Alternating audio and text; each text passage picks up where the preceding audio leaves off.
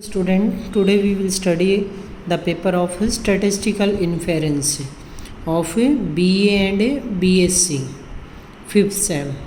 This paper is in the 5th sem of BA and BSc. Statistical inference.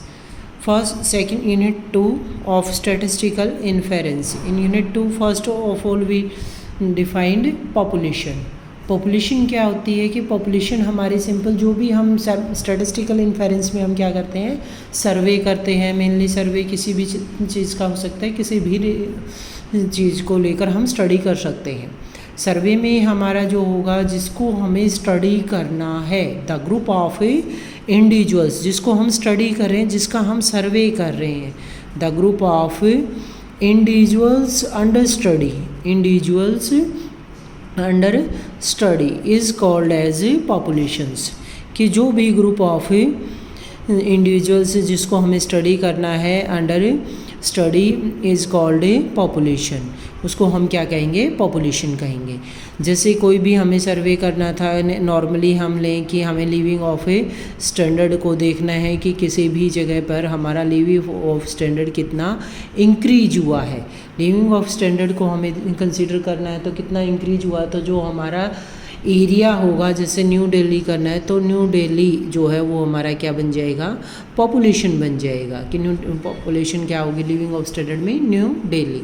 New Delhi हमारा universal set या population का काम करेगा. अब जो न्यू दिल्ली का सर्वे हमें करना लिविंग ऑफ स्टैंडर्ड का, उससे रिलेटेड हम क्या बनाएंगे, सैम्पल्स बनाएंगे.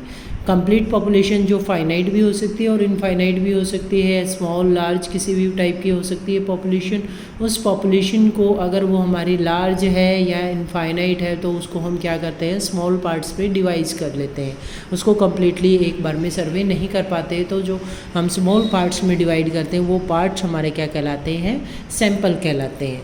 सैम्पल क्या हो जाएगा हमारा, a finite subset of population, a finite subset of statistical individual. Statistical individuals हमारे क्या कहे थे हमने, पॉपुलेशंस, कि जिनके बारे में हम स्टडी कर रहे हैं वो हमारे क्या थे, स्टैटिस्टिकल इंडिविजुअल्स, वो हमारे पॉपुलेशन थे. तो finite subset of statistical individuals is known as sample. उसको हम क्या कहेंगे, सैम्पल कहते हैं. किसी भी पॉपुलेशन को कंप्लीट हम सर्वे नहीं कर पाते, इनफाइनाइट है या लार्ज है, तो उसको हम स्मॉल पार्ट्स में डिवाइड करते हैं. वो स्मॉल पार्ट्स हमारे क्या कहलाते हैं, सैम्पल्स कहलाते हैं. अब हमने पॉपुलेशन के रिगार्डिंग हमें जो भी स्टैटिस्टिकल इन्फॉर्मेशन चाहिए वो हमारी कहलाती है, नेक्स्ट टर्म आती है पैरामीटर. सैम्पल के रिगार्डिंग जो हमारी हम स्टैटिस्टिकल यूनिट्स निकालेंगे वो हमारी कहलाएंगी स्टैटिस्टिक. और जो हम पॉपुलेशन के रिगार्डिंग स्टैटिस्टिकल मेजरमेंट्स करेंगे, स्टैटिस्टिकल मेजरमेंट्स या मेजर्स, स्टैटिस्टिकल मेजर्स जो हम फाइंड आउट करेंगे पॉपुलेशन के regarding related to population are known as parameters, are called parameters. उनको हम क्या कहेंगे, पैरामीटर्स कहते हैं. कि जो पॉपुलेशन के रिगार्डिंग हमने वैल्यू निकाली, स्टैटिस्टिकल मेजर्स निकाले, वो हमारे पैरामीटर्स कहलाएंगे. और statistical measures regarding to sample, ये किसके रिगार्डिंग होते हैं, हमारे सैम्पल के रिगार्डिंग होते हैं. इनको हम क्या कहते हैं, स्टैटिस्टिक. नोटेशन जो हमारी मीन में वेरिएंस की अकॉर्डिंग टू पैरामीटर जो सैम्पल से डिफरेंट होगी, पॉपुलेशन के रिगार्डिंग जो मीन निकालते हैं उसको हम म्यू से डिनोट करते हैं, वेरिएंस को सिग्मा स्क्वायर से, और स्टैंडर्ड डेविएशन को हम क्या डिनोट करते हैं, सिग्मा. ऐसे ही अगर हम स्टैटिस्टिक की बात करें, सैम्पल के रिकॉर्डिंग हमने जो स्टैटिस्टिकल मीन निकाला है उसको हम डिनोट करेंगे एक्स बार से. ये हमारा स्टैटिस्टिक की नोटेशन हो जाएगी. ऐसे ही सेम एस हमारा स्टैंडर्ड डेविएशन हो जाएगा फॉर द स्टैटिस्टिक के कॉरस्पॉन्डिंग एस होगा स्टैंडर्ड डेविएशन, पॉपुलेशन के कॉरस्पॉन्डिंग हमारा सिग्मा, और एस स्क्वायर हमारा क्या हो जाएगा, variance regarding to statistic. Variance regarding to statistic. अगर हम बुक में देखें तो पॉपुलेशन में भी क्या, पॉपुलेशन की फर्स्ट डेफिनेशन दी हुई है कि this population is an aggregate of objects and animate and inanimate under study, कि जो स्टडी के अंडर ग्रुप ऑफ इंडिविजुअल्स हैं वो हमारे क्या कहलाते हैं, पॉपुलेशन या यूनिवर्स। ये हमारी फाइनाइट भी हो सकती है और इनफाइनाइट हो सकती है, लेकिन सैंपल क्या होगा, finite subset of statistical individuals in population is called a sample. फिर हमने पढ़ा है कि सैंपल में पैरामीटर क्या होता है और स्टैटिस्टिक क्या होता है।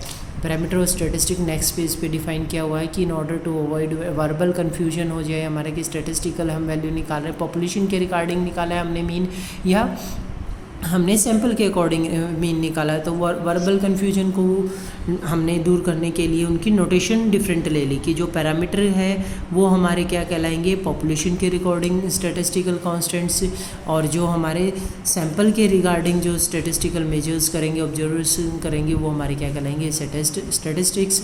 और मीन पॉपुलेशन के पैरामीटर होगा तो म्यू से डिनोट होगा, अगर वो हम मीन स्टैटिस्टिक है तो एक्स बार से डिनोट करेंगे, उनकी नोटेशन भी हमारी डिफरेंट आ जाएगी। इसके बाद हमारा आता है टाइप्स ऑफ सैम्पलिंग। सैम्पलिंग हमारी मेनली 4 टाइप्स की होती है, पर्पसिव, रैंडम, स्ट्रेटिफाइड और सिस्टमेटिक। सिस्टमेटिक सैम्पलिंग को हम सिंपल सैम्पलिंग भी कहते हैं। सिस्टमेटिक सैम्पलिंग का दूसरा नाम क्या है, सिंपल सैम्पलिंग। पर्पसिव सैम्पलिंग जैसे नाम से ही पता चल रहा है, पर्पस को ध्यान में रखते हुए कि purposive sampling is one in which the sample units are selected with definite purpose, कि किसी पर्पस को ध्यान में रखते हुए जिसके कॉरस्पॉन्डिंग हमें ग्रुप ऑफ इंडिविजुअल्स को स्टडी करना है, उस पर्पस को माइंड में रखते हुए जब हम सैम्पल्स बनाते हैं वो हमारी क्या कहलाती है, पर्पसिव सैम्पलिंग कहलाती है। इसका एग्जाम्पल दिया हुआ है, इलस्ट्रेशन आप पढ़ लेना। उसके बाद नेक्स्ट आता है हमारा रैंडम सैम्पलिंग। रैंडमली जैसा नाम से ही पता चल रहा है कि रैंडमली कोई भी उठा लिया, कि जो भी सैंपल हमें लेना था, सैम्पलिंग करनी थी, कहीं से भी हम सैंपल ले सकते हैं, कि रैंडमली उसका कोई पैटर्न हम फॉलो ना करें कि रैंडमली हम सैंपल लें, तो वो हमारा रैंडम सैम्पलिंग है। कि sample units are selected at a random. And drawback of purposive sampling क्या था, पर्पसिव सैम्पलिंग में हमारा फेवरेटिज्म के अकॉर्डिंग ही हम लेते हैं कि सर्वे हमें कहाँ करना है, कि वो हमारी मर्जी से है कि हमें ये एरिया पसंद है तो हम यहाँ सर्वे करेंगे, इसके अकॉर्डिंग करेंगे। वो नेपटिज्म और फेवरेटिज्म जो आ जाते हैं वो रैंडम सैम्पलिंग में हमारा दूर हो जाएगा। ड्रॉबैक, रैंडम सैम्पलिंग में हर एक यूनिट के पास इक्वल चांस होता है कि वो सिलेक्ट होगी या नहीं होगी। तो random sample is one in which each unit of population has an equal chance of being included in it. Random sampling में इक्वल चांसेस है, यानी प्रॉबिलिटी सबकी क्या आएगी, सेम आएगी। प्रॉबिलिटी ऑफ सिलेक्शन क्या है, सेम है। बट सिंपल सैम्पलिंग और रैंडम सैम्पलिंग में माइनर सा डिफरेंस होता है। सिंपल सैम्पलिंग में क्या होता है कि हमारे पास है कि हर एक सैंपल के पास इक्वल चांस तो होता है being included, but that the probability is independent of previous drawings. Previous drawing यानी एक बार अगर हमने सैंपल में से किसी को सिलेक्ट कर लिया तो रैंडम सैम्पलिंग में उसको दोबारा चांस नहीं मिलेगा। जो हमारा एक बार सिलेक्शन में आ गया उसको सेकंड चांस नहीं दिया जाता रैंडम सैम्पलिंग में। बट सिंपल सैम्पलिंग में जिस सर्वे के दौरान हमने कोई भी एक सैंपल को सेलेक्ट किया तो उस सैंपल को इक्वल चांस फिर से मिलता है दोबारा।